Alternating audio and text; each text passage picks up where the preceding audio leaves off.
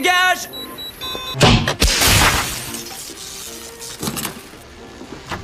On a du sang!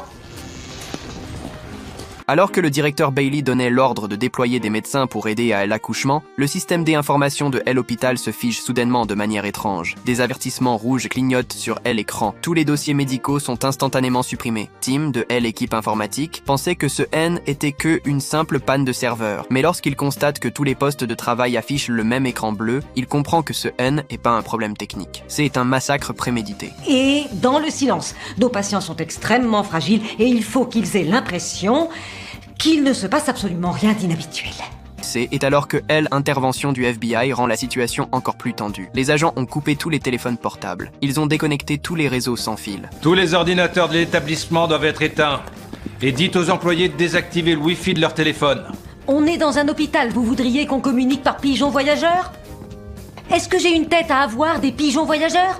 Dépêchez-vous! Le directeur Bailey ne peut plus contenir sa colère. Elle décide de prendre un risque énorme, même si elle risque une poursuite et une incarcération. Elle va passer cet appel pour payer la rançon. C'est alors qu'un stagiaire habituellement silencieux, Parker, entre dans son champ de vision. On raconte que tu as utilisé un défibrillateur pour faire griller le clavier de la banque du sang. Plein de gens avaient besoin de Je sang, ne veux pas alors. d'excuses. Je veux savoir ce que tu peux faire d'autre. Parker avait pénétré les serveurs fédéraux. Le tribunal lui interdisait strictement d'utiliser tout appareil connecté. Cette étonnante expérience N apparaissait pas sur son CV. Bailey, comme une interrogatrice, le presse de questions. Finalement, Parker prend un papier et un stylo. Il échappe à écoute du FBI et planifie une contre-attaque. Vous avez épluché le journal du serveur admin pour toute activité suspecte sur les ports TCP 21 à 23? Oui, bien sûr. Mais tous les lire pourrait nous prendre au moins des jours.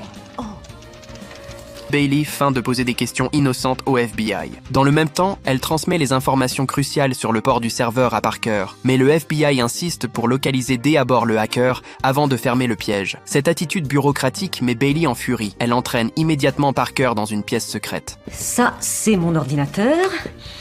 Et ça, c'est mon mot de passe.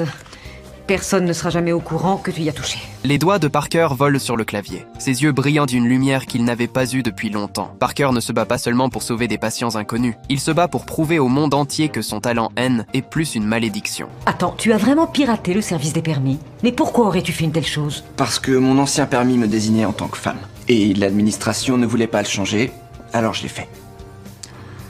Je suis fier d'être un transsexuel, Dr Bailey. Mais j'aime que les gens apprennent à me connaître avant de découvrir mes antécédents médicaux ou autres. Merci pour ce que vous avez fait, Dr Parker.